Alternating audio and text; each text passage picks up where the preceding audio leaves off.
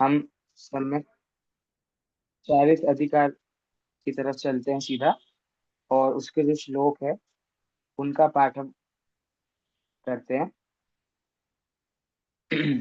वरना हम बहुत आगे चले जाएंगे तो फिर थोड़ा दिक्कत होगा।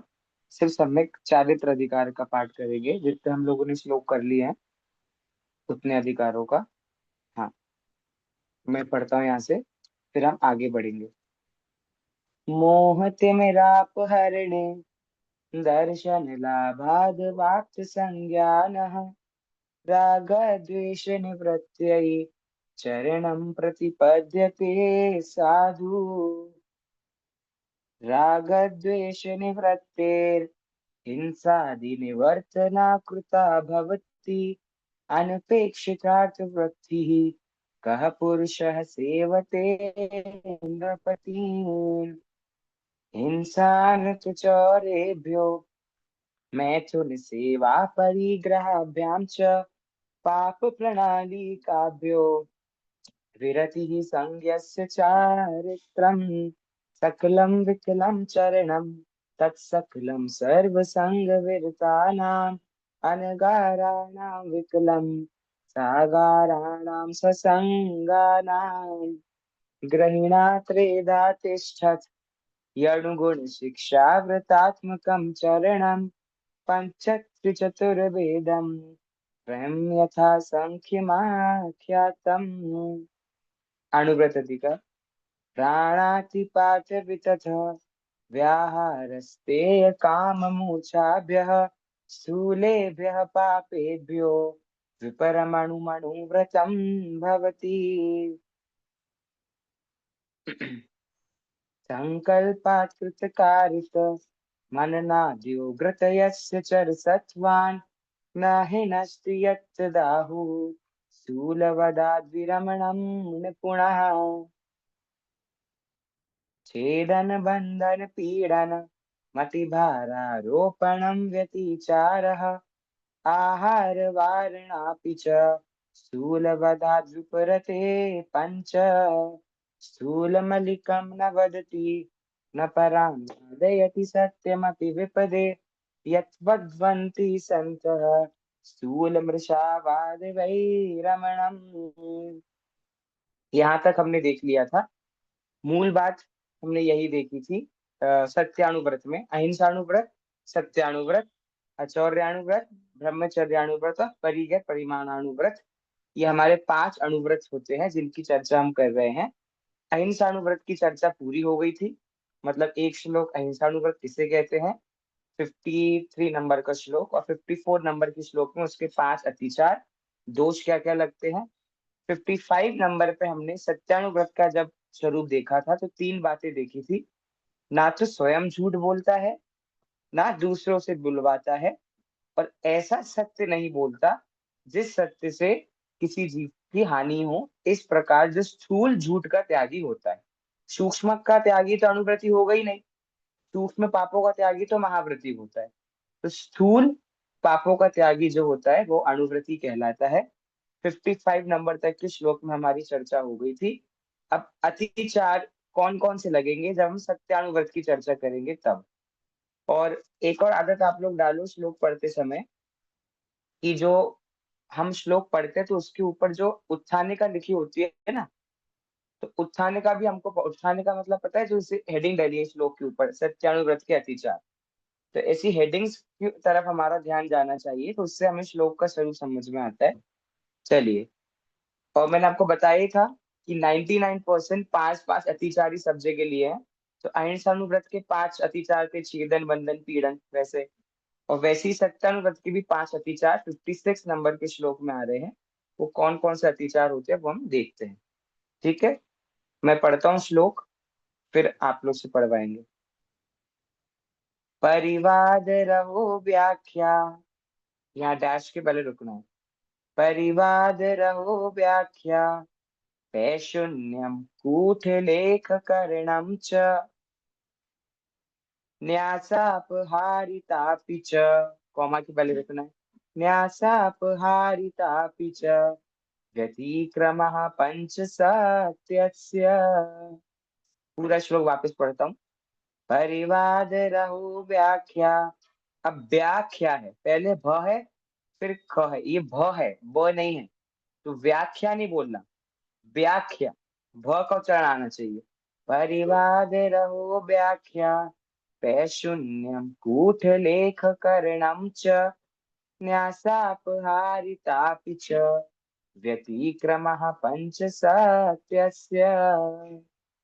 पढ़िए मीना जी, श्लोक पढ़िए। परिवाद रहो व्याख्या, पैशून्यं कूटलेखकरणं च, न्यासापरिहारितापि च, वापस वापस वापस। न्यासापहारितापि च, व्यतिक्रमापच्च सत्यस्य। व्यतिक्रमः पंच, है ना? व्यतिक्रमा पंच सत्यस्य। ठीक है, अच्छा है। देखिए श्लोक का क्या अर्थ है वो हम देखते हैं।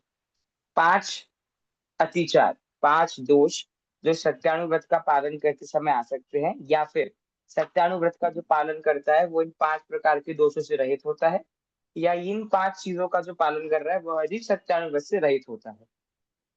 पहला परिवाद, झूठा उपदेश देना। कुछ ये तो सिंपल परिभाषा है झूठ की, गलत गलत बोलना, झूठ कहना। पहला तो सिंपल सा आपका अतिचार ये हो गया, परिवाद। दूसरा रहो व्याख्या। व्याख्या मतलब तो वही है, व्याख्यान करना, कहना, प्रकट करना। लेकिन रह मतलब होता है, रह मतलब होता है जो सीक्रेट, जिसे हम कहते हैं ना, कोई सीक्रेट बात हो, कोई गुप्त बात हो। तो अब यहाँ पर ऐसा नहीं कि गुप्त बातों को प्रकट कर रहा है, अन्य की गुप्त बातों को। अब इसके दो तीन कारण हो सकते हैं, दो तीन चीजें, जैसे मानो कि कोई आपको बहुत अपना माने जय जिनेन्द्र और वो सर। आपको, जय जिनेन्द्र, वेलकम।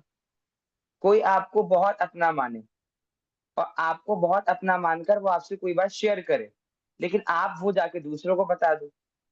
पता है आपको सीक्रेट बाहर कैसे आते हैं? जैसे मैंने किसी को बताया और मैंने बोला कि भाई ये बात किसी को बताना मत, हाँ, मैं तुमको बस बता रहा हूँ। तो बोलता है ठीक है। फिर वो किसी और को बताएगा और क्या बोलेगा, तुम किसी को मत बताना, मैं सिर्फ तुम्हें बता रहा हूँ। फिर वो किसी को बताएगा, बोलेगा तुम किसी को मत बताना। तो ऐसे कोई किसी को नहीं बताते बताते सबको बता देते हैं। इसका नाम क्या है, रहो व्याख्या। अब यहाँ पे ट्विस्ट इतना है कि गुप्त क्रियाओं को प्रकट नहीं कर रहा है, अन्य जीवों की, दूसरी जीवों की जो क्रियाएं होती हैं उनको दूसरों के सामने बताते हैं। मानो मैंने मीना जी का कोई सीक्रेट प्रवीणा जी को बता दिया, तो वो सीक्रेट मेरा भी नहीं है, मीना जी का है, लेकिन मैंने उनका सीक्रेट किसी और को बता दिया, थर्ड पर्सन को इंक्लूड किया। अब इसमें एक और शब्द का प्रयोग है, देखो, एकांत, अन्यों की एकांत। एकांत मतलब जो इनके आपस में कुछ हुआ हो, मतलब गुप्त क्रिया, गुप्त का तो फुल फॉर्म ही है, गुप्त मतलब क्या, जो हमारे आपस में जो चीज हुई हो। तो अन्य जीवों के आपस में जो एकांत में जो चीज होती है, ऐसी गुप्त क्रियाओं को प्रकट करना, ये दूसरे नंबर का अतिचार है। पहला क्या है, झूठ बोलना। दूसरा, अन्य जीवों की जो एकांत में बातें होती हैं या गुप्त क्रियाएं होती है उनको प्रकट करना। तीसरा, पैशून्यम। पैशून्यम अर्थात दूसरों की चुगली करना। इसको नीति शतक एक ग्रंथ है, उसमें पिशुनता, एक और शब्द जो आता है चुगली के लिए संस्कृत में, उसका नाम क्या है, पिशुनता। तो पैशून्य मतलब चुगली करना। चुगली करना तो आपको पता ही है, किसी मैंने मुझे किसी से चुगली मतलब बोली तो सीक्रेट आउट करना, वो चुगली नहीं है। मानो आपने, आशीष जी ने मुझे कोई बात बताई ज्योतिका जी के बारे में, तो मैंने वो बात जाके ज्योतिका जी को ही बोल दी, उन्हीं को मैंने वो बात जाके बोल दी, ये चुगली करना होता है। तो रहो व्याख्या और पैशून्यम दोनों में अंतर क्या है? रहो व्याख्या में तो किसी की बात आप किसी को बोलते हो आउट ऑफ नोवेयर, और पैशून्यम में क्या है कि जिसके खिलाफ वो बात मुझे किसी ने बोली हो मैं उसको जाके ही बोल देता हूँ, वो है चुगली करना, पैशून्यम। उसके बाद कूट लेख करण, ये इंटरेस्टिंग है। अब इस कूट लेख करण में क्या हो रहा है, बोलना नहीं हो रहा है। क्यों नहीं हो रहा है? आपने धर्म में 10 लक्षण पुस्तक पढ़ी है क्या? पढ़ी है? उसमें उत्तम सत्य धर्म पढ़ा है आपने? उसमें एक बात पर बार बार चोट करी है क्या? हमने क्या समझ लिया है, सत्य मतलब सत्य को हमने वाणी तक सीमित कर दिया है। सच बोलना मतलब सत्य धर्म, ये बात सही है कि गलत है? गलत। गलत है तो क्यों, सही है तो क्यों, बताओ चलो। सच बोलना ही उत्तम सत्य नहीं है। कैसे आप कह सकते हो सच बोलना ही उत्तम सत्य नहीं है? क्योंकि मन कोई वचन पॉइंट काया पूरा सत्य आचरण, अम, ये सत्य है। मन से सत्य कैसे होता है? मतलब ये है ना कि हमें मन में झूठे विचार आते हैं, जैसे अ, जो है बात वो नहीं समझ के उसकी हम अलग तरीके से ही हम उसकी व्याख्या करते रहते हैं, अलग तरीके से ही सोचते रहते हैं। वो असत्य है। सोचना। एक बात उसमें आई है धर्म दस दर्शन पुस्तक में ही, उसमें क्या बात आई है कि सत्य की खोज खो गई है। एक बात तो उसमें ये आई है, और एक बात ये आई है कि सत्य बोलने के पहले सत्य को समझना बहुत आवश्यक है। राइट, ये दोनों बातें कनेक्टेड है। अब कूटलेखकरण क्या कह रहा है कि कूटलेखकरण नाम का जो अतिचार है उसमें जी झूठ तो नहीं बोल रहा है, लेकिन गलत लिख रहा है। जैसे रिपोर्टर्स होते हैं, न्यूज़पेपर में आर्टिकल लिखने वाले होते हैं। अब कोई बोले भैया हम तो झूठ बोलते ही नहीं है, तो झूठ का संबंध बोलने से है ही नहीं। आपने लिखकर झूठ झूठ कह दिया, वो भी झूठ झूठ कहलाएगा। और इसमें लिखा है कि झूठा लेख या तो खुद लिखेगा, या मानो किसी और ने को झूठ लिखा है, तो इसने सिग्नेचर कर दिया, इसने अप्रूवल दे दिया, तो ये अनुमोदना हो गई कि नहीं हो गई? हमने पहले ही देखा है कृत कारित और अनुमोदन। तो तुमने खुद ने झूठ बोला नहीं, लेकिन किसी आप ऐसे पद पे हो, एक ऐसे पोस्ट पे आप हो जहां पर आपसे परमिशन लेके काम किया जाता हो, और वहां पर आपने झूठ को अप्रूवल दे दिया, तो ये अतिचार है कि नहीं है? है। इसलिए कूटलेखकरण को इंक्लूड किया गया है कि या तो खुद झूठ लिखेगा, बोलने का संबंध नहीं है कूटलेखकरण में, या तो झूठ लिखेगा, या किसी और ने झूठ लिखा है तो उसका अप्रूवल करेगा, उसकी अनुमोदना करेगा। और पांचवा है न्यासापहार। न्यासापहार एक अच्छी इंटरेस्टिंग चीज है, इसकी अभी कथा भी जब हम पढ़ेंगे 5 अतिचारों में, 5 अनुव्रत में जो प्रसिद्ध जीव की कथा, तो उसमें बात आएगी।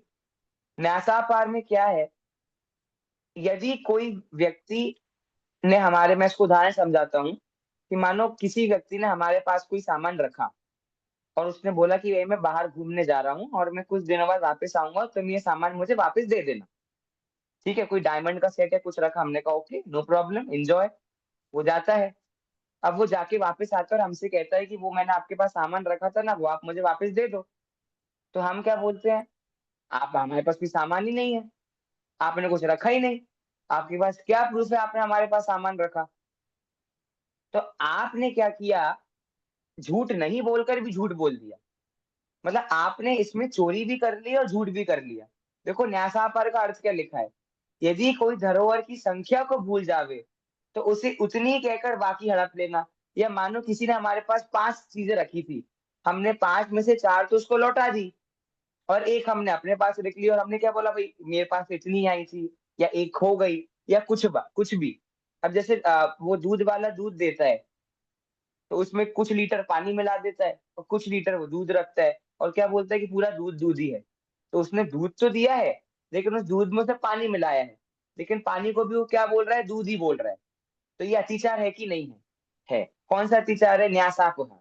मतलब न्यासाप में आप ऐसा समझो, आधा झूठ और आधा सच बोलता है, झूठ भी बोलेगा और सच भी बोलेगा। तो हमने कभी सोचा था इस एंगल के बारे में? हमने तो क्या सोचा, उत्तम सत्य मतलब सच बोलना, बात खत्म। तो यहाँ पर समन्वयक आचार्य हमको गिनवा रहे हैं कि क्या क्या अतिचार हो सकते हैं। तो क्या क्या 5 अतिचार हो गए? परिवाद, जो हम समझते थे कि झूठ बोलना। रहो व्याख्या, किसी अन्य जीव की एकांत की बातों को किसी और को जाके कहना। पैशून्यम, चुगली करना। कूटलेखकरण, या तो झूठा लिखना या उसकी अनुमोदना करना।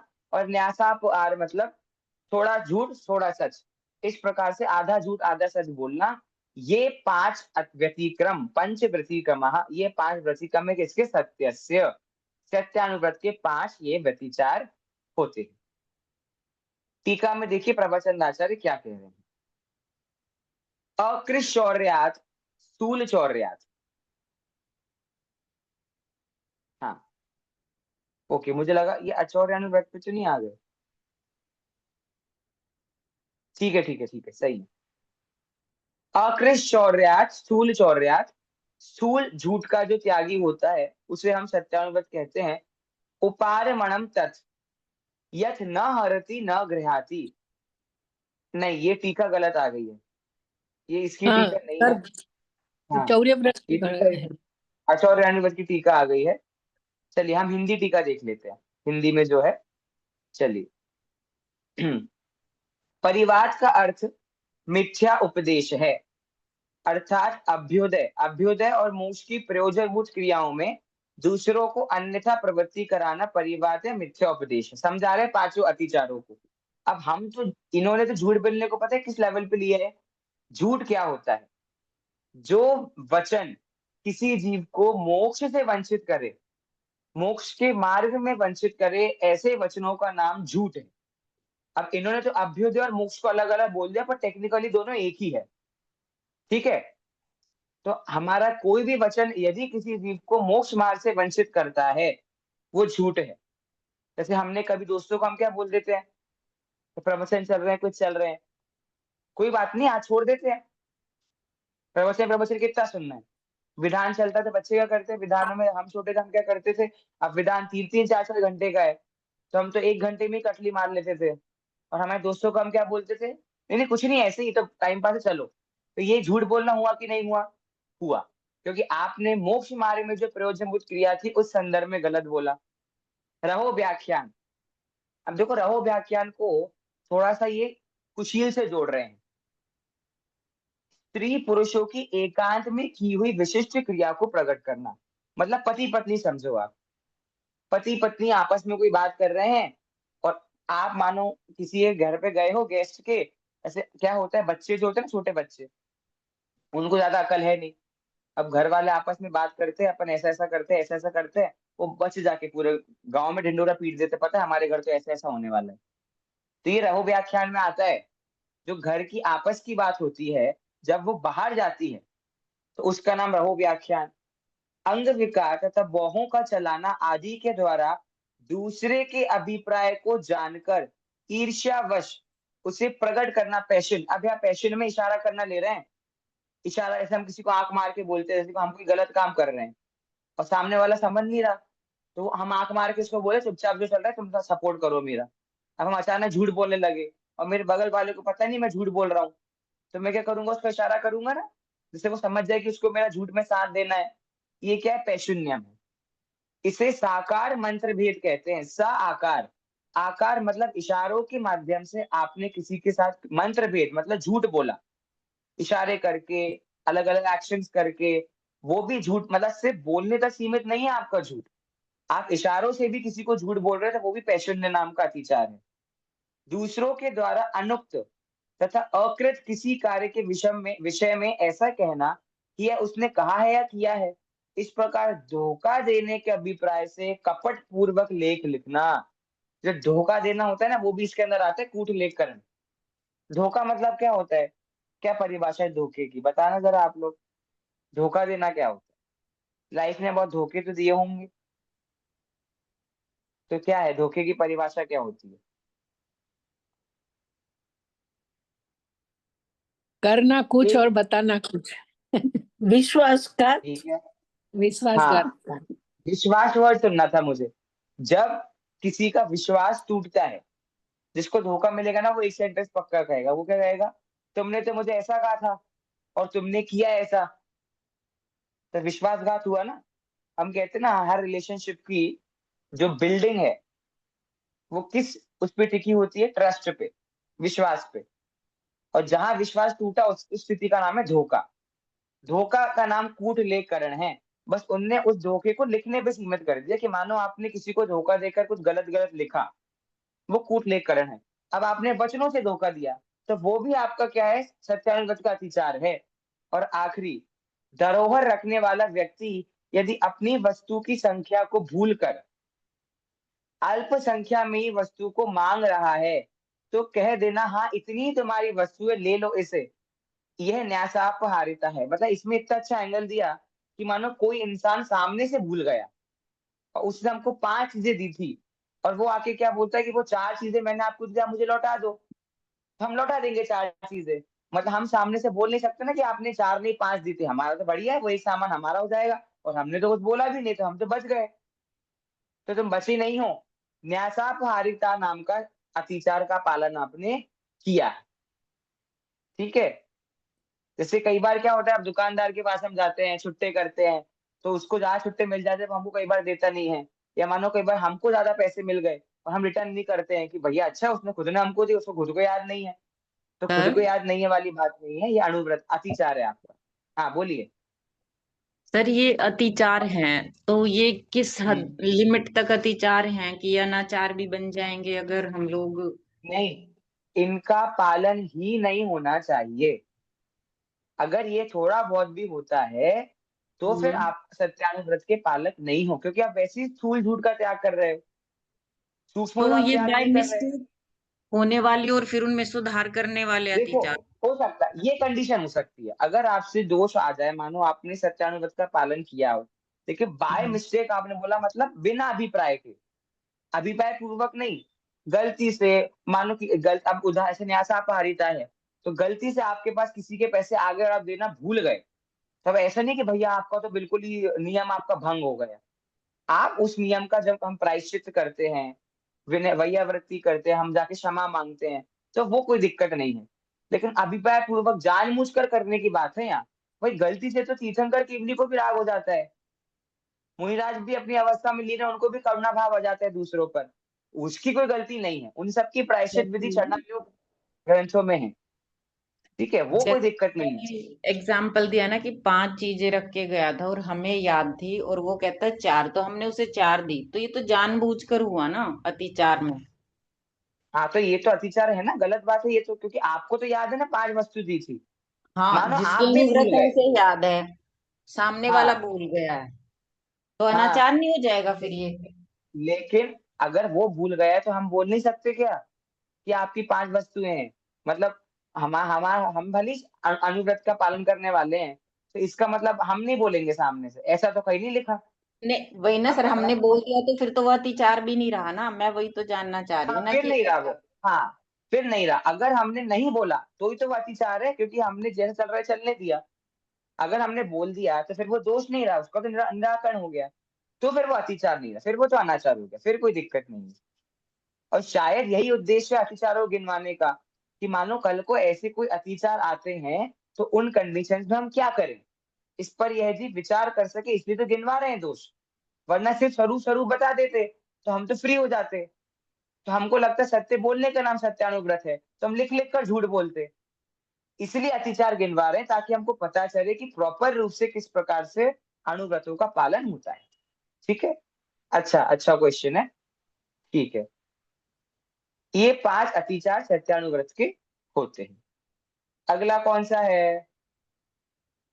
अचौर्यानुव्रत। चलिए, 57 नंबर का श्लोक है, देखते हैं आचार्य क्या कहना चाह रहे हैं। सर मैं पढ़ता इसमें हूँ फिर। हाँ बोलिए।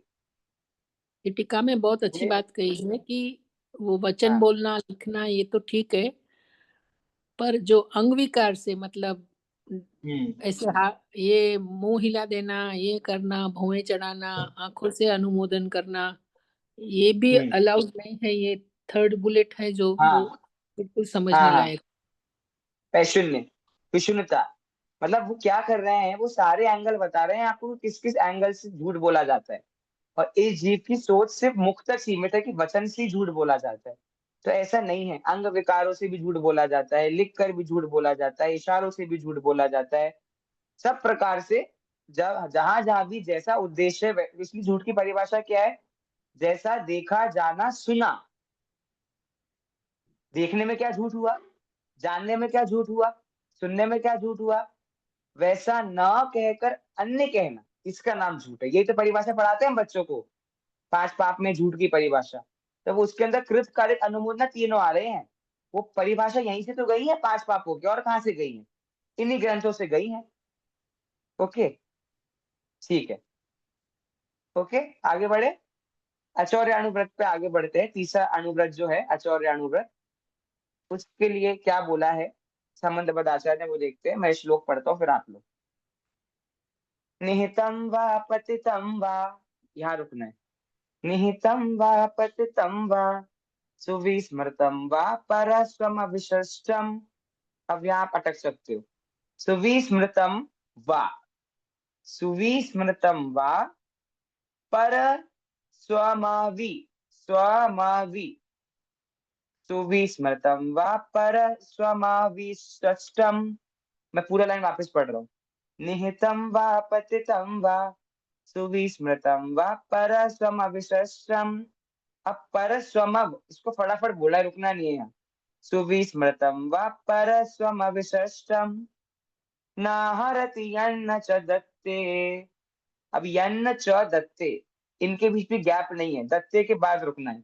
न हरति यन्न च दत्ते, यन्न और च फटाफट बोलना है, यन्न के बाद गैप नहीं है, यन्न के बाद तुरंत च बोलना है। न हरति यन्न च दत्ते तदकृश चौर्यादुपारमणम्, तदकृश चौर्यादुपारमणम्। मैं वापस पढ़ता हूँ श्लोक। निहितं वा पतितं वा सुविस्मृतं वा परस्वमविशिष्टम्, परस्वमविशिष्टम् न हरति यन्न च दत्ते तदकृश चौर्यादुपारमणम्। पढ़िए आशीष जी, श्लोक पढ़िए। निहितं वा पतितं वा सुविस्मृतं वा परस्मविसृष्टं नाहरति यन्न च दत्ते तद्ग्रश्चौर्यादुपारमणम्। इसको चौर्या पे खींचो। तदकृश चौर्यादुपारमणम्। उपारमणम्। अब इसमें जैसे मैंने आशीष जी सुना, अगर ऐसे वो तो अटके नहीं, पर अगर कोई भी अटक रहा है यहाँ पे सुविस्मृतं वा परस्वमविशिष्टम, तो इसका मतलब आप लोग उसको दीर्घ पढ़ रहे हो, ई को। परस्वमवि, वो छोटा रस्वरी है, और सुविस्मृतम में भी रस्वरी है। ई की मात्रा जो चढ़ी है वह पे, वो दोनों बार छोटी ई की मात्रा है, तो उसको खींचो मत, उसको बोल के खत्म करो। सुविस्मृतम वा, सुविस्मृतम वा, ऐसे नहीं बोल रहा मैं। सुविस्मृतम वा परस्वमविशिष्टम। ऐसी सेकंड लाइन में हरति में त में जो ई की मात्रा है वो छोटी ई की मात्रा है, तो उसको ड्रैग नहीं करना है। न हरति यन, ऐसे नहीं। न हरति यन्न च दत्ते, च को भी ज्यादा नहीं खींचना, च को थोड़ा सा ही बोलना है। न हरति यन्न च दत्ते, च दत्ते, ऐसे करके वो उच्चारण उसका सही आएगा। बढ़िया। देखते हैं अचौर्यानुव्रत क्या होता है। निहितम, कोई वस्तु रखी हुई है।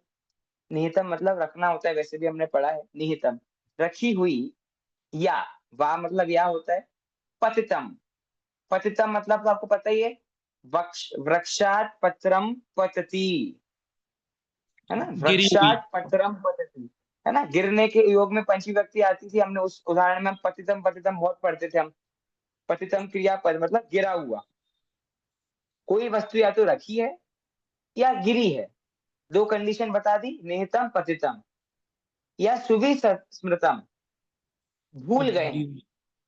किसी वस्तु के बारे में हम भूल गए हैं। या फिर अविशिष्टम, हाँ, किसी ने दी डायरेक्ट नहीं है। लगा सकता है, मम्मी नहीं लगा सकती। चार कंडीशन, चार कंडीशन हमने क्या क्या गिनवा दी। निहितम रखी हुई है। क्या चार कंडीशन गिनवाई। तो पहले हमने निहितम, निहितम मतलब बोले रखी हुई है। पतितम पड़ी हुई है। सुविस्मृतम भूली हुई है। और अविशिष्टम किसी ने दी नहीं है। और परस्वम ऐसा दूसरे के धन को, अब उनने धन लिया है। यहाँ यहाँ पर आप कोई भी वस्तु ले लो, कोई भी वस्तु रखी हुई है, कोई भी वस्तु पड़ी हुई है, कोई वस्तु कोई भूल गया है, या कोई वस्तु हमें किसी ने नहीं दी है, ऐसी जो परस्वम दूसरों की जो वस्तुएं हैं, उनको ना हरती, ना तो स्वयं लेता है, ना च दत्ते, ना किसी दूसरों, अभी किसी गलत लिखा है, स में दीर्घ ई की मात्रा आती है ना, रस्वी लगाई है, ना किसी दूसरे को देता है। मतलब कृत कारित अनुमोदना आपको ले लेना है यहाँ पर। भले ही श्लोक में नहीं दिया, लेकिन आपको अर्थ में लगा लेना है। कैसे लगाओगे। वह दूसरों की वस्तु को ना तो लेता है, ना किसी अन्य को देता है। और यदि कोई व्यक्ति किसी और की वस्तु किसी अन्य को दे रहा है, तो उसकी अनुमोदना भी नहीं करता है। ना स्वयं लेता है, ना किसी दूसरे को देता है, ऐसा जो स्थूल चोरी का त्यागी होता है उसे हम अचौर्याणु व्रत का पालन करने वाला कहते हैं। तो सत्यायन व्रत में 3 चीजें थी और अचौर्याणु व्रत में 4 चीजें हैं। मतलब चीज तो एक ही है, उसकी 4 कंडीशन है कि वो या वस्तु रखी होगी, या तो पड़ी होगी, या कोई भूल गया है, या फिर किसी ने हमको दी नहीं है ऐसी कोई वस्तु, ना तो हम खुद लेंगे ना किसी और को देंगे, और यदि कोई किसी और को देता है तो उसकी अनुमोदना भी नहीं करेंगे। इस प्रकार स्थूल चोरी का जो त्यागी होता है वह अचौर्यानुव्रती होता है। Okay, got it. टीका में प्रभाचंद आचार्य क्या कह रहे हैं? अब यहाँ पर आई ना वो टीका, वो सत्यानुव्रत में गलत प्रिंट हो गई थी, देखिए। अधुना चौर विरति अनुव्रतस्य स्वरूपम प्ररूपयन् आह। अधुना मतलब क्या होता है? अधुना मतलब क्या होता है? अब पेमेंट अब अब। जल्दी क्या? बहुत अच्छे हो आप सब, मतलब आपने उत्तर दे दिया ना इसलिए। चलो, अधुना, अब चौर विरति, चोरी से विरक्ति मतलब अचौर्य, अचोरी। तो अचौर्य अनुव्रत का स्वरूप को यहाँ पर हम कहते हैं। हाँ, आप में से कौन पढ़ना चाहेगा संस्कृत? संध्या जी ने लास्ट टाइम पढ़ा था, कोई पढ़ना चाहेगा? ये वाला, जो ये वाला पैराग्राफ है, सिर्फ रीड करना है, मीनिंग मैं मैं बताऊंगा। पढ़ूं? पढ़ो। चलिए मैं आशीष जी पढ़िए, लास्ट टाइम आशीष जी को मौका दे देते हैं इस बार, पढ़िए। अकृश्चौर्यात् स्थूल चौर्यात्। अकृत चौर्यात मतलब चोरी का नहीं होना जो होता है, या अनुव्रत में स्थूल रूप से नहीं चोरी करना, उसका नाम स्थूल चौर्यात, वो स्थूल चोरी का त्यागी कहलाता है। उपार्मणम तत्। अब उपार मणम मतलब होता है कोई वस्तु, तो कह रहे हैं तत्, वह वस्तु, कोई वस्तु है मानो, उस वस्तु का क्या नहीं करता? पढ़िए आगे। यत् न हरति न गृह्णाति। हाँ देखिए, अच्छा बड़ा, ग्रहण आती, उस ह के नीचे न भी लिखा है, तो ग्रहाती नहीं, ग्रहणाती। ना तो वो हरती, हरना और ग्रहण करना में कोई अंतर है क्या आशीष जी? हरना तो छीनना हरती होता और है, क्या होता है हरना? छीन लेना, छीन लेना। ठीक है, और ग्रहण करना? ग्रहण करना मतलब ग्रहण उसको, करना मतलब अपने पास, मतलब इकट्ठा कर लेना। मतलब ऐसा है, ग्रहण आदि करते समय हम समझते हैं कि वो वस्तु मेरी ही हो गई, हमें कोई डर नहीं है, और हरती समय हमको डर है भैया किसी और की, हम बस अपने पास ले लेते हैं। तो जो छीनना बोला ना वो सही है, तो उस वस्तु को ना तो वो हरण करेगा ना ग्रहण करेगा। ठीक है, किम तत् पढ़िए आगे पढ़िए। परत्वम परद्रव्यम कथम ठीक भूतम। है, किसका ग्रहण नहीं करेगा? हमने बोला ना, ना ही ग्रहण करेगा ना हरेगा। तो किम तत्, किसका? परत्वम परद्रव्यम, दूसरे जीव का जो द्रव्य है, वस्तु है, किसी और की वस्तु उसी हमारी तो होगी नहीं, तो पर द्रव्य जो है उसका ना तो ग्रहण करेगा ना उसका हरण करेगा। निहितम ठीक वा है। धृतम। निहितम वा धृतम, वही जो श्लोक के शब्द वही यहाँ पर आ गए। निहितम धृतम, निहितम मतलब ले लेना, अपने पास रख लेना। ठीक है। तथा पतितम वा। पतिता मतलब गिरा हुआ जो होता है। तथा सुविस्मृतम वा अतिशयेन हम्म विस्मृतम। देखो, सुविस्मृत मतलब सु मतलब बुद्धि होता है, तो या तो भूल गए हैं, अपनी बुद्धि से निकल गया है। और अतिशयन विस्मृतम मतलब होता है कि मतलब किसी कारणवश उनको ध्यान नहीं आ रहा है, या उनका वहां से ध्यान भटक गया है। जो हमने लिया था ना, किसी ने हमको नहीं दिया फिर भी हमने ले ली, तो वो अतिशयन विस्मृतम। सुविस्मृतम और अतिशयन विस्मृतम का अंतर समझे आप? सुविस्मृतम मतलब है कि बुद्धि से निकल गया, याद ही नहीं है। और अतिशयन विस्मृतम मतलब बुद्धि से नहीं निकला, लेकिन अभी उनका ध्यान कहीं और है, और आपने मौके पे चौका मार के उसको उठा लिया, तो वो चोरी कहलाएगी। ऐसा है। आगे। वा शब्दः सर्वत्र परस्पर समुच्चये। अब जो कह रहे हैं ना, वा शब्द मतलब और, ये और शब्द को सबके बीच में लगा लेना चाहिए, क्योंकि 4 प्रकार से उन्होंने आचार्यानुगत को समझाया है। निहितम, पतितम, सुविस्मृतम और अतिशयन विस्मृतम।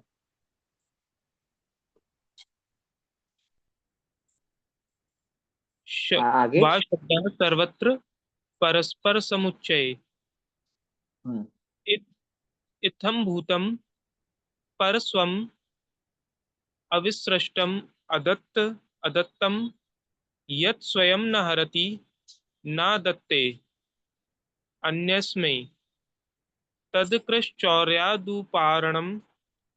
प्रतिपत्तव्यम् पारमणं प्रतिपत्तव्यम्। हाँ, अब पूरा निष्कर्ष दे रहे हैं कि इस प्रकार जो परस्वम दूसरों की जो वस्तु होती है, यह स्वयं न हरती, ना तो उसको लेता है, ना दत्ते अन्यस्मै, ना अन्य को देता है। मतलब कृतकालिक अनुमोदना रूप से किसी प्रकार से भी अन्य की वस्तु को अपना नहीं कहता। ऐसा तद कृषचौर्या दुपारमणम, इस प्रकार चोरी का जो त्यागी होता है, प्रतिपत्तव्यम, उसको हम कहते हैं, क्या कहते हैं? अचौर्यानुवृत्ति, उसको हम कहते हैं। ठीक है, चलिए अब अतिचार देखते हैं। अचौर्यानुव्रत के क्या क्या अतिचार हो सकते हैं। श्लोक नंबर 58। सर यहाँ वो यन बोला है ना, यत न, यथ, वो सही हुई है ना, हाँ, तो वो यथ प्लस न, यथ न, यथ उस हाँ, वस्तु के लिए, उस वस्तु को न मतलब नहीं करता, क्या नहीं करता? दत्ते, देता नहीं है, हरण नहीं करता। इस प्रकार वो दत्ते के लिए न आए, वहां पर नहीं देता। हाँ, तो वो संधि कौन सी है? बताओ। यत प्लस न, भूल गई हूँ मैं। देखो इसमें यन्न जिस प्रकार से लिखा है ना, हाँ आशीष जी बता रहे हैं क्या? अनुनासिक संधि होगी, अनुनासिक। हाँ सही है।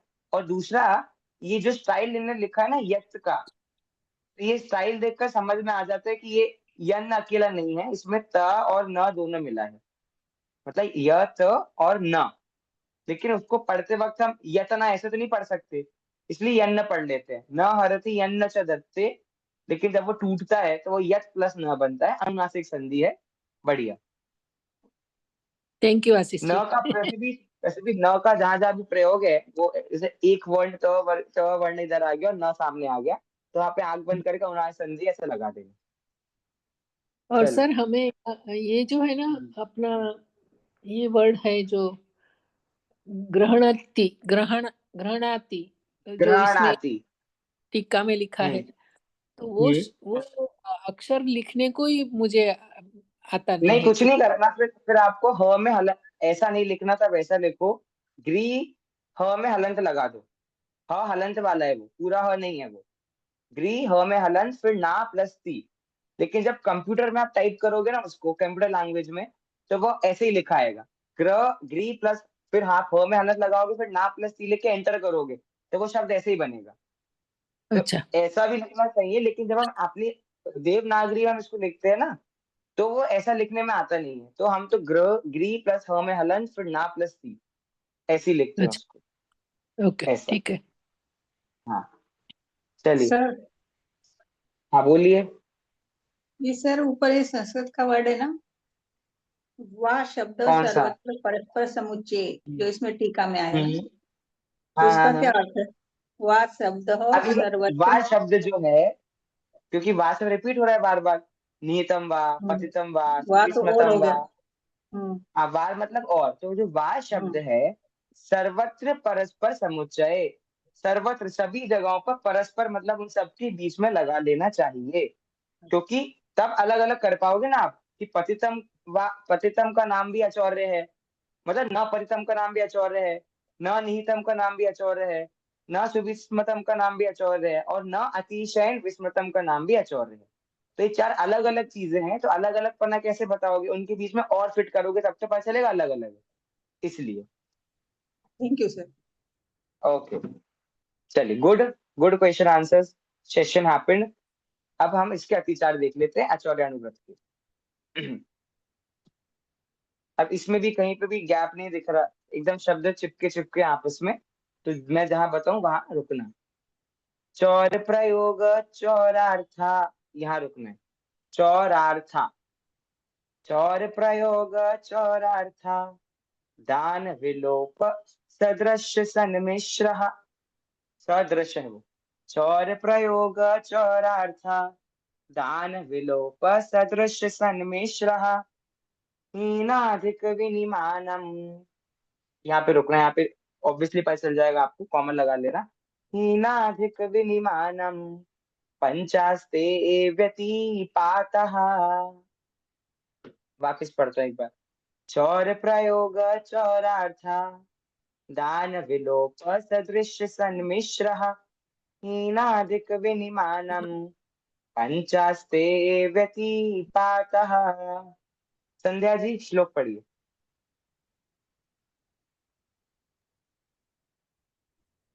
चोर प्रयोग चोरार्थ दान विलोप सदृश सन्मिश्रा हीनाधिक आराम से देखो, विनिमा सदृश को पूरा बोलो, सदृश, क्योंकि श में हलंत नहीं है, पूरा है। सदृश सन्मिश्रः। सदृश सन्मिश्रा हीनाधिक विनिमानम पंचास्ते व्यतिपाता। बढ़िया, अच्छा है। हाँ, जोरदार है इसके अतिचार भी, देखिए क्या क्या अतिचार है। चौर प्रयोग, प्रयोग मतलब सहयोग, मदद करना। कि भैया कोई बेचारा चोरी कर रहा है तो हमको उस पर दया आ जाए कि इतना सारा सामान तुम अकेले कैसे चोरी करोगे, तो भैया हम तुम्हारा हाथ बांट देते हैं, एक थैला तुम हमको पकड़ा दो, है ना। तो चोरी में सहयोग देना, चौर प्रयोग पहला। दूसरा, चौरार्थ दान, चोरी का माल खरीदना। अब इसमें क्या गलत है, हमसे ना चोरी करी है, किसी और ने करी है। बताओ कृत कारित अनुमोदना में से कौन सी कैटेगरी में आ जाएगा चौरार्थ दान? कारित। कारित कैसे? उसे कारित हम हम खरीद। किसी और से चोरी करवाएंगे ना, किसी हाँ और तो से वो हमने चोरी हमारी करवाई। हमारी अनुमोद वजह से लेगा ना, हम हाँ उससे नहीं, खरीदेंगे, हम उससे नहीं हम खरीदेंगे नहीं, तो अच्छा ठीक है, कि ठीक है ठीक है। आप उस ऐसे स्टोरी लाइन में चले गए, ठीक है। वैसे अनुमोदना फिट बैठेगा, लेकिन आशीष जी ने ऐसा सोचा कि मैंने किसी को डील मैंने करी है कि तुम चोरी करो और मैं खरीदी करूंगा, तो फिर कारित है। लेकिन यहाँ पर जो अर्थ है ना चौरार्थ दान का, किसी ने चोरी कर ली है, मैंने नहीं बोला था चोरी करने उसको, उसने खुद से करी है और मैंने बस उसका सामान खरीद लिया है, तो वो अनुमोदन है। लेकिन आशीष जी वाली स्टोरी लाइन पे जाएंगे तो कारक भी ठीक ही है। अब जैसे आजकल तो मार्केट का नाम ही होता है चोर बाजार, है ना, तो उसका तो नाम जैसे धड़ल्ले से भीड़ लगी होती है वहां तो, है ना। तो वो क्या है, वो सब चौरार्थ दान है। अब इसका देखो, इसका अर्थ ये भी निकल रहा है कि एक चोरी का माल दान में दे देना, ये भी हो सकता है क्या अतिचार? एक हो सकता है, इसमें दिया नहीं अलग से, पर चौरार्थ दान में आप ले सकते हो। आप चोरी का वस्तु आप दान दोगे, इसका मतलब चोरी तो करोगे तभी दान दोगे, ऐसा तो है नहीं कि फोकट में दान दे दोगे, तो वो भी चौरार्थ दान में आ जाएगा। जैसे ठीक है, कभी कभी करते ऐसा होता है ना सर, तो सड़क पर कुछ मिला तो पैसा, अब क्या करेंगे इसका, चलो अपन मंदिर में डाल देते हैं। हाँ, तो ये तो आउट ऑफ, ठीक है। तो ये चौरार्थ दान मतलब चोरी का माल खरीदना, तीन दो हो गए। चौर प्रयोग मतलब चोरी में सहयोग करना, चौरार्थ दान मतलब चोरी का माल खरीदना। विलोप, ये अच्छा है, इसको चोरी में कोई गिनता नहीं, हमने कभी सोचा भी नहीं था, लेकिन ये चोरी में आता है। राज्य विरुद्ध मतलब समाज के विरुद्ध समझो, आज के टाइम में आप जो समाज को हानि पहुंचाए ऐसा गैर कानूनी कार्य करना। अब इसका चोरी से क्या संबंध है? क्या आप में से कोई कनेक्ट कर सकता है इसको कि इसको चोरी में क्यों गिना? विलोप, गैर कानूनी कार्य करना, इसका चोरी क्योंकि से गैर क्या समाज संबंध है? के समाज के या देश के जो कानून बनाए नियम, तो उनके उनको तोड़कर उसके विरुद्ध जाए। हाँ सबसे पहले गैर तो टैक्स जैसे, हो गया, क्या हो गया? हाँ टैक्स चोरी। अच्छा ठीक है, ओके। हाँ, पूनम जी कुछ कह रहे हैं। मैं यही कह रही थी सर कि जैसे समाज के विरुद्ध भी बैठेगा और गैर कानूनी भी, टैक्स को चोरी करना समाज के विरुद्ध भी है, क्योंकि वो सारा पैसा हम्म, समाज कल्याण में लगता है और सरकार ने नियम बनाया उस हिसाब से गैर कानूनी भी रहेगा। इसके अलावा हम जैसे अ, कोई भी कार्य समाज के विरुद्ध, जैसे जो समाज को लाभ हो सकता था, सिर्फ अपने पर्सनल लाभ के लिए कोई कार्य कर लेते हैं, तो वो भी समाज के विरुद्ध या राज्य के विरुद्ध कार्य चोरी ही कहलाएगी वो भी। ओके ठीक है, ये ठीक है, ये आपने सही, टैक्स चोरी और वो सब अच्छा वैलिड पॉइंट है, वो ले लेंगे हम यहाँ पर। तो टैक्स चोरी में तो चोरी शब्द आ गया प्रॉपर। चलो एक मैं बात बोलता हूँ, समाज विरुद्ध कार्य करना मतलब मानो क्या किया, किसी ने चलती सड़क पे उसने थूक दिया, ठीक है, और हमारा स्वच्छता अभियान चल रहा है, ये आ जाएगा इसमें? कैसे आ रहा आज है ये, कैसे आया? वो क्योंकि नियम बना रखा है ना कि भाई सड़क पे नहीं थूकना, अब उस नियम के पालन नहीं किया तो उसमें दोष लगा। मतलब देखो, चोरी मतलब क्या होता है, किसी का सामान लेकर किसी को दे देना, मतलब उसमें हेर फार करना। आपने नियम कानून में हेर फार किया कि नहीं किया? नियम कानून में हेर फार किया कि नहीं किया? कहीं का उधर का नियम आपने माना नहीं, यहाँ आपने किया। और पाप होता क्या है, पाप की परिभाषा क्या है? दुख का कारण बुरा कार्य पाप होता है। आप सड़क पे फेंकोगे, उससे दुख होगा कि नहीं? किसी ना किसी को दुख तो होगा। चलो किसी को नहीं, समाज को दुख तो हुआ, तो वो दुख हो गया, मतलब वो आ गया कि नहीं, पाप की कैटेगरी में आ गया वो। और 5 पापों में नियमों को तोड़ना सबसे नजदीक चोरी वाले पाप में बैठ रहा है, इसलिए विलोप को यहाँ पर लिया है। और बाकी ये तो मैंने घुमा फिरा के ऐसे कान पकड़ के कनेक्ट कर दी बात, लेकिन जो आप लोग ने बात बोली वो भी सही है। लेकिन जो समाज के नियम कानून जो जहां पर है वो वहां पर रहे। लेकिन चोर क्या करता है, जो सामान जहां पर है उसको उठाकर किसी और का सामान किसी और को देता है। तो इसी जो नियम कानून जहाँ के बने हैं, उन नियम कानून को आप वहां पर पालन नहीं कर रहे, उनको तोड़ रहे हो, उनको चुरा रहे हो, ये है विलोप। इसलिए लिया है कि समाज के विरुद्ध जो कार्य करना है, गैर कानूनी कार्य करना है, ये विलोप में आ जाएंगे। अब इसमें अब कुछ कषाय भी इसमें आ सकती है, जबकि ब्रह्मचर्यानुव्रत है तो भी कैसे आ जाएगी? नियम है भाई, किसी की माँ बहन को नहीं छेड़ना चाहिए, लेकिन लोग छेड़ते हैं।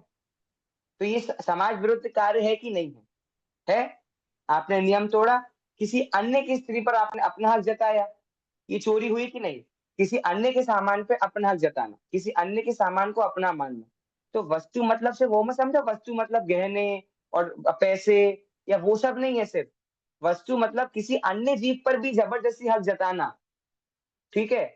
अब कोई मेरा दोस्त है नहीं और जबरदस्ती मैं खींच के उसको अपना दोस्त मान रहा हूँ, लोगों से देखा नहीं जाता ना, कोई किसी का है। अब जैसे प्यार में पड़ते हैं लोग, तो क्या होता है, कोई किसी से प्यार प्यार नहीं करना चाहता, लेकिन जबरदस्ती आप उससे प्यार करवा रहे हो, फिर जाके एसिड फेंक देते हैं लोग चेहरे पे। ये कहाँ से बात है, ये सारी बातें, ये सारी समाज की नियम कानून की बात जो आ रही है, ये यही चरना न्यूज से तो आई है। तो इसी का नाम क्या है? विलोप। तो चौर प्रयोग, चौरार्थ दान, विलोप। उसके बाद सदृश सन्मिश्र, अनुचित लाभ के लिए, मतलब आपको कोई ना कोई लाभ हो जाए, फायदा हो जाए, ऐसे फायदे के लिए असली वस्तु में नकली वस्तु मिलाकर बेचना। सोना होता है, सोने में मिलावट होती है, दूध में मिलावट होती है, तो मिश्रित करना थोड़े बहुत लाभ के लिए, गलत वस्तु को किसी और, मतलब पैकेजिंग अच्छी अच्छी कर दो और अंदर माल थर्ड क्लास दे दो, उसका नाम है सदृश सन्मिश्र। जो व्यापारी लोग समझना चाहिए इस बात को। और हीनादिक विनिमान, नाप तोल में हेरा फेरी करना। अब वो तराजू से नाप रहे हैं, तो कोई कांटा कहीं लगा दिया, कोई कहीं पर रख दिया, स्टोन रखते ना वो नापने के लिए, 5 किलो का है तो उसको 2 किलो का रख दिया। ऐसे जो हेरा फेरी करने का जो काम होता है, ये पांचों प्रकार की जो चीजें हैं वो आपके अचौर्यानुगत के अतिचार है। तो चोरी में संयोग करना, चोरी का माल खरीदना, समाज विरुद्ध कार्य करना, अपने लाभ के लिए किसी वस्तु में कोई वस्तु मिलाकर बेचना, भले ही उसे दूसरे का नुकसान हो जाए पर अपना फायदा हो ऐसा सोचना, और नाप मतलब हेरा फेरी करना, ये 5 प्रकार के क्या है, हमारे अतिचार है, जो आचौर्यानुगत के अतिचार है। इन 5 प्रकार के अतिचारों का स्वरूप समझ करके हम फिर क्लास खत्म करेंगे। देखिए, सबसे पहले चोरी करने वाले चोर को स्वयं प्रेरणा देना, दूसरों से प्रेरणा दिलाना, और किसी ने प्रेरणा दी हो तो उसकी अनुमोदना करना। आ गया कि नहीं, कृतकालिक अनुमोदना, ये चौर प्रयोग है।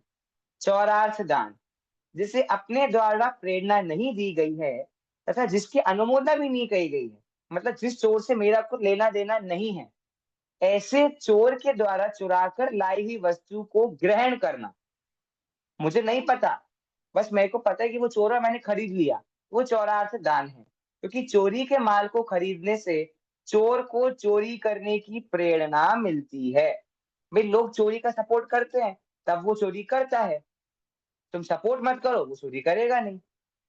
विलोप, जैसे एक फिल्म आई थी छपाक, वो एसिड वाले ऊपर आई, उसमें उसमें डायलॉग था कि अगर एसिड बनता ही नहीं, बिकता नहीं तो वो दूसरा बिकता नहीं।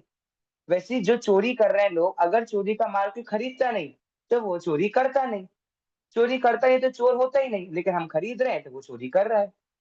विलोप, उचित न्याय को छोड़कर अन्य मतलब होता है न्याय नीति से काम करना। जब आप विनय पाठ पढ़ते हो, दादा ने जो विनय पाठ लिखा है उसमें है होवे अहिंसक आचरण, एक लाइन ये, और एक अन्याय अनीति से हम हमारा न्याय एवं नीति से सन्मार्ग पर आगे बढ़े। ये पंक्ति विनय पाठ में है, ठीक है, जो पूजन का हम प्रारंभ करते हैं ना उसमें, कि भाई न्याय नीति से बस हमारा कार्य होना चाहिए, 2 पैसे कम कमाए लेकिन न्याय नीति से काम करना चाहिए। तो उस न्याय को छोड़ करके अन्य प्रकार के पदार्थ को ग्रहण करना, इसे विलोप कहते हैं। इसे ही विरुद्ध राज्यातिक्रम कहते हैं। जिस राज्य में अन्य राज्य की वस्तुओं का आना जाना निषिद्ध किया है, उसे मतलब कोई वस्तु बैन है हमारे यहाँ, तो हम अलग अलग तरीकों से ढूंढेंगे कि भाई वो वस्तु यहाँ पर आ जाए। विरुद्ध राज्य में महंगी वस्तुएं अल्प मूल्य में मिलती है, ऐसा समझकर वहां स्वल्प मूल्य में वस्तुओं खरीदना और अपने राज्य में अधिक मूल्य में बेचना। ये व्यापारी लोग ये काम करते हैं कि नहीं करते? सब दुकानदार लोग देख लो भैया, मैं किसी का नाम नहीं ले रहा, समझ नहीं तो मुझे पीटोगे आप लोग आके फिर, ठीक है? तो ये समझ जाना सब। आगे, सदृश सन्मिश्र, समान रूप रंग वाली नकली वस्तु को असली वस्तु में मिलाकर असली वस्तु के भाव से बेचना, जैसे घी में तेल आदि मिश्रित करके बेचना, कृत्रिम बनावटी सोना चांदी आदि के द्वारा दूसरों को धोखा देते व्यापार करना, सदृश सन्मिश्र। अब जो आम होता है, अब आम को केमिकल से बड़ा करके बेचते कि नहीं बेचते? वो 47 नयों में वो नए कौन से नए का नाम है जिसमें हम कुछ ना कुछ करके, स्वभाव ने, और उसके साथ कौन सा नया आता है अगर आपने से किसी ने पढ़ा हो तो? स्वभाव ने और एक और कोई सा नए है, तो स्वभाव ने के सामने जो नया आता है तो एक और नए, स्वभावना के सामने तो तो अस्वभावना है। हाँ तो नहीं, अस्वभाव ना, उसका नाम कुछ और होगा, तो वो उस नए का ही उदाहरण अस्वभाव ही है। नहीं है, अस्वभाव नहीं है। अस्वभाव नहीं है ना? हाँ, तो वो उसमें एक क्या है कि कोई ना, जो स्वभाव नहीं है लेकिन आप कुछ ना कुछ अलग अलग क्रियाएं करके उसको ऐसे आम अपने स्वभाव से बड़ा होगा, पर आपने अलग से कोई क्रिया करके उसको आप क्या कर रहे हो, बड़ा कर रहे हो। तो वो ये है कि जो स्वभाव नहीं है उस वस्तु का, तो उसको मिलावट करके उसका पैकेजिंग ऐसे करके उसको आप बेच रहे हो, वो है सदृश सन्मिश्र। और अंतिम हीनादिक विनिमान, जिससे वस्तुओं का लेन देन होता है, इसको विनिमान कहते हैं। मनोन्मान मतलब अपनी मर्जी का मालिक है, जो जैसे बेचना है बेचता है, लूटता है दूसरों को। जिसमें भरकर या तौलकर वस्तु दी जाती है उसे मान कहते हैं। प्रस्थ तराजू, ठीक है, प्रस्थ मतलब पता है वो जो गोले रखते हैं हम तराजू पे, 5 किलो का 2 किलो का, उसे प्रस्थ कहते हैं। और जिससे नापकर वस्तु ली या दी जाती है उसे उन्मान कहते हैं, जैसे गज फुट आदि। किसी वस्तु को देते समय कम देना हीन है और खरीदते समय अधिक लेना हीनाधिक मानोन्मान कहलाता है, ठीक है? तो अचौर्यानुव्रत का धारी मनुष्य इन सब अतिचारों से दूर रहकर अपने व्रतों की सुरक्षा करता है। तो इस तरह से हमने किस नंबर का श्लोक किया अभी हमने लास्ट? 59। लास्ट श्लोक किस नंबर? 59। हाँ ठीक है। हाँ, तो बहुत जल्द हम इस अधिकार को पूरा करके फिर गुणव्रत अधिकार पर आगे बढ़ेंगे। नहीं अभी सर, आप में से किसी को सर 58 पूरा हुआ। 58 ना? हाँ करा। हाँ, ओके, 58।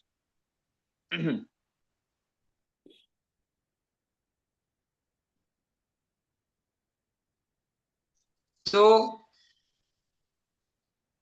हम लोग बहुत जल्दी इस अधिकार को पूरा करके फिर गुणवत्त अधिकार पर आगे बढ़ेंगे। अभी आप में से किसी को कुछ कहना है क्या? नहीं तो हम हाँ मीना जी बोलिए। सर आपने जो गाथा बोली तो 41 से नहीं बोली। अच्छा, तो एक काम करते, बस 2 श्लोक बाकी है ना, नेक्स्ट क्लास करने के बाद हम वो एक बार गाथा पाठ कर लेंगे। Okay, Do from 41 to 60। 41 to 60। अच्छा कल है ना? हाँ कल ही कर लेंगे, कल कर लेंगे 41 to 60 का पाठ। Okay okay. चलिए, ओके, जय जिनेन्द्र। सभी को जय जिनेन्द्र। सभी को जय जिनेन्द्र।